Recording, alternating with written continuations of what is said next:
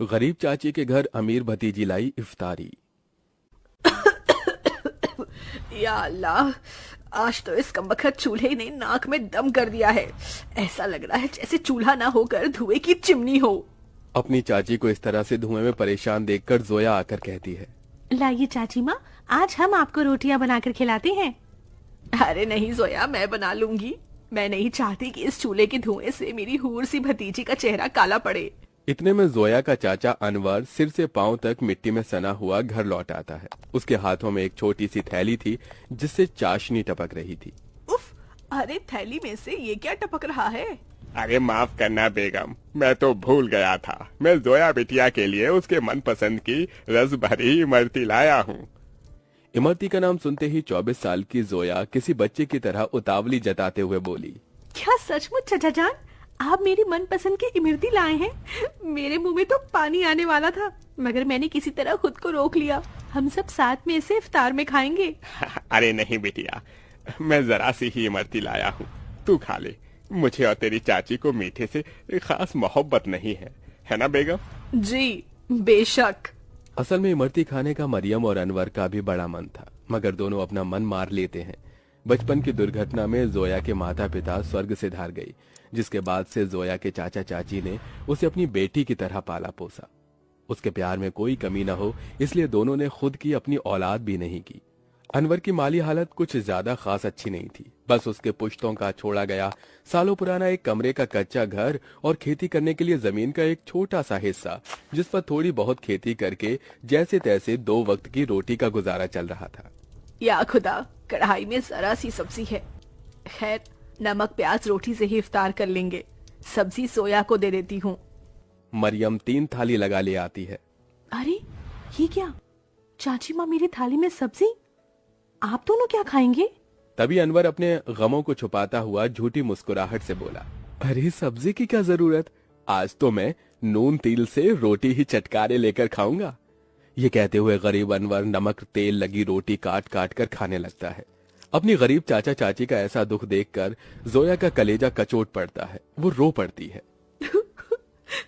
चाची माँ, चाचा जान, चलिए इन सब्जी में से खाइए। अरे इतनी थोड़ी खाऊंगी मैं। जोया के गरीब चाचा चाची को उसे जितना प्यार था उतना ही स्नेह उसे भी था। यूं ही दिन गुजरते हैं। सुनो जी, हमारी जोया अब सयानी हो गई है। हमें इसके निकाह के बारे में सोचना चाहिए। जोया, भाई और भाभी की अमानत है हम पर।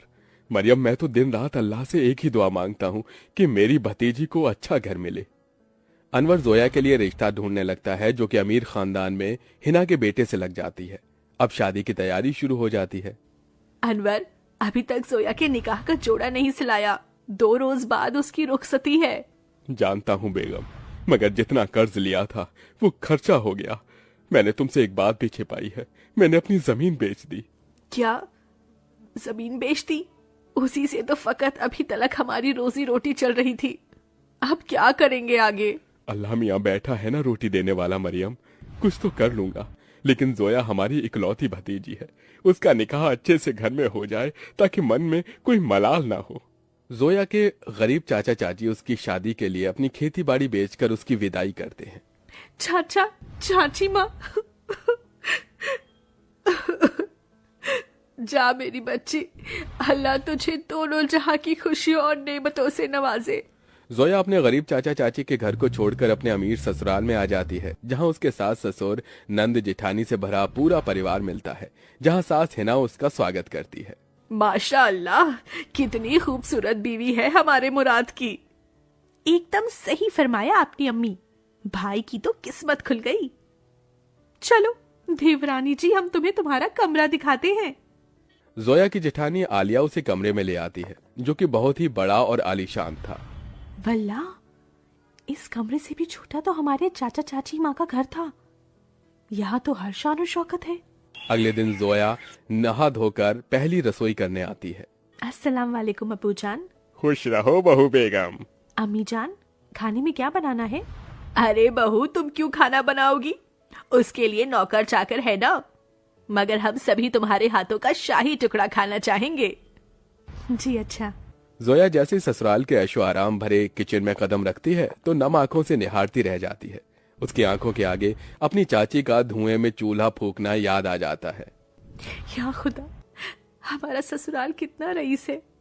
ऐसा लग रहा है जैसे हम किसी जन्नत में आ गए हैं। मगर हमारी गरीब चाची माँ आज भी गीली लकड़ियों से चूल्हा जलाती होंगी।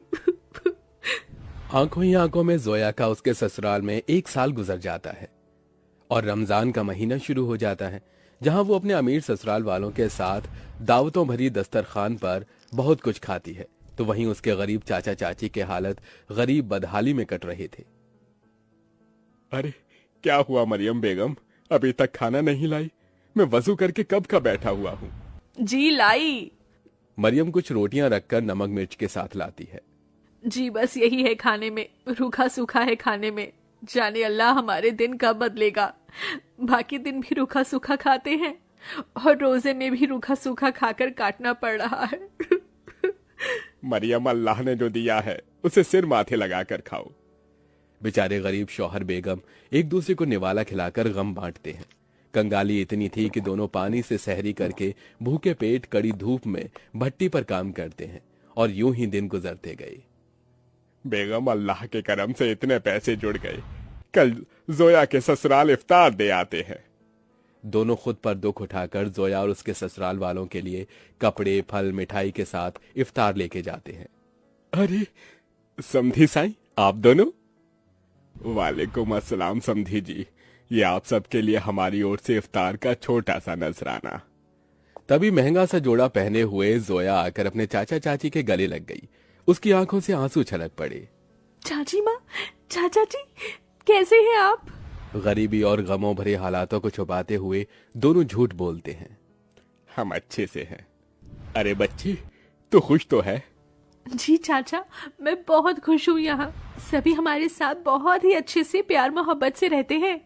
अल्लाह का शुक्र है जो तुझे इतना मोहब्बत भरा ससुराल मिला है। अच्छा, अब इजाजत दीजिए। अरे भाईजान, अभी तो आए हैं, अभी ही जा रहे हैं। थोड़ी देर में इफ्तार का समय हो जाएगा। इफ्तार की दावत खाकर जाइएगा। नहीं आपा, हमारे यहाँ बेटी के ससुराल का पानी भी नहीं पीते। हम चलते हैं, अल्लाह हाफिज। उनके जाने के बाद जोया की नंद ने कहा, अम्मी, आपने गौर फरमाया भाभी जान के चाचा चाची काफी कमजोर से लग रहे थे और कुछ परेशान भी थे।